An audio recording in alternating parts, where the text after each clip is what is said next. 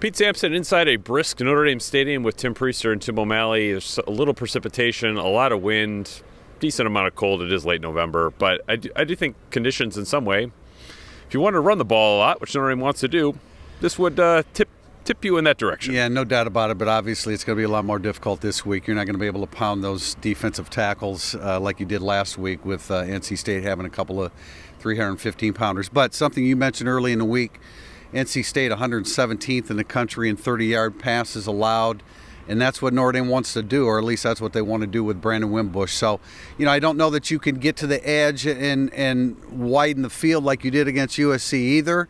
So it's going to be a lot more difficult, but I think there's some passes downfield. You mentioned wind. Brian Kelly's not afraid to throw it in wind and rain.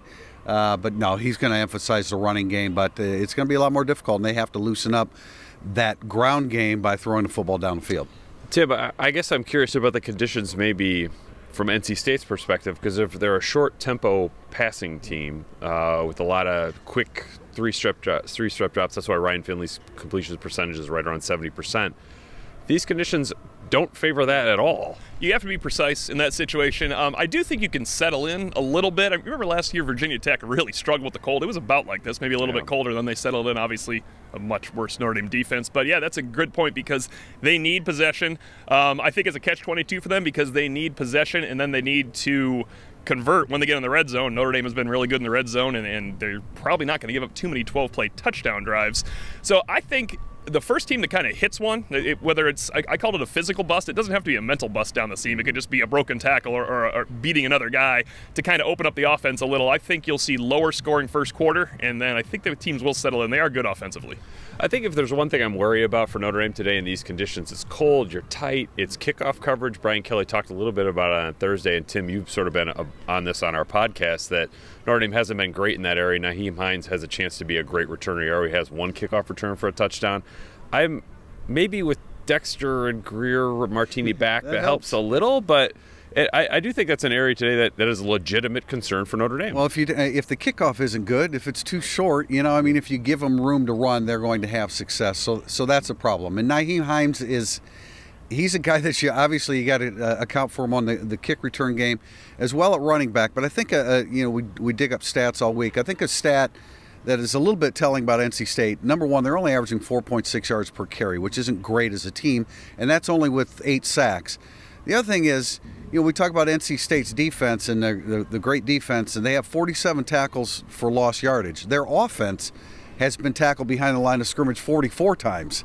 So that's a comparable amount of time. So I think Notre Dame has a good chance to, if Hines doesn't break one up the middle, I think they've got a good chance to put him in 3rd and long, and then that makes it a lot more difficult for Finley. And Tim, I'm curious, like the other running back in this game is Josh Adams, who suddenly has a full-blown Heisman campaign happening, whether he knows it or wants to admit it or not. I am sort of curious about, does Notre Dame get to a position where they want to prove a point with that, because they're certainly trying to advertise him as somebody who needs to be in New York. Well, I hope not, because I like the balance that they showed last week. I think the key with Adams is he's a confident running back, and you would be too if when you approach that line there was an opening all the time, which is just the best thing you could possibly have for a physical guy.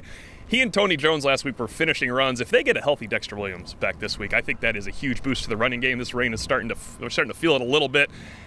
I mean, if both teams have to run, it favors Notre Dame because they can stop the run now too. I know that North Carolina State has the 6th best rush defense, but Notre Dame will run the ball on basically anyone. I think if you have to run, if the conditions get worse, it favors Notre Dame. But I'm tightening my score up for a couple of reasons. One is this, and two, do you know the last time Notre Dame covered as a favorite in 6 straight, which is what it would be this week?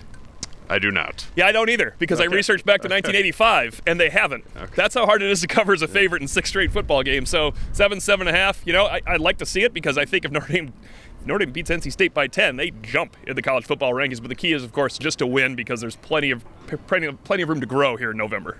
Yeah, nobody really cares how you beat a top 15 team, whether home or away. But it's all in front of Notre Dame today. Win today, they are probably going to be a top 5, maybe a top 4 in the college football playoff poll next week. It's going to be fascinating to see. That comes out on Tuesday, but they got to take care of business on Saturday first. We'll talk to you after the game. Pete Sampson, Tim Priester, Tim O'Malley. Thanks for watching our pregame instant analysis.